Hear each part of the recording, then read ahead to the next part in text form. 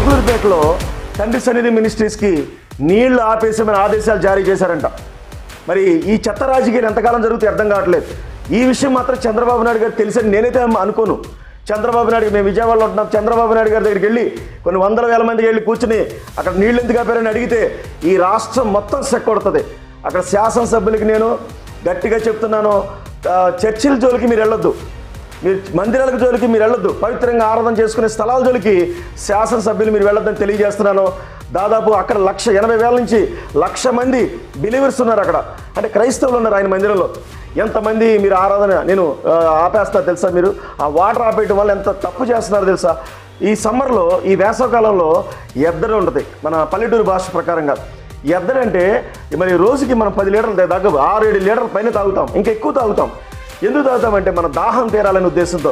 మరి ఇలాంటి వేసవకాలంలో నీళ్ళు ఆపాలన్న ఆలోచన ఒక ఎంత కుసంస్కారంగా చేస్తున్నారో తెలుసా? ఇది లోకల్ రాజకీయం తప్ప రాష్ట్ర రాజకీయం మాత్రం కాదు, జాతీయ రాజకీయం కాదు. ఇది లోకేష్ గారికి, చంద్రబాబు నాయుడు గారు వాళ్ళు అలా ఇలాంటి వాటిని సహించిన వాళ్ళు.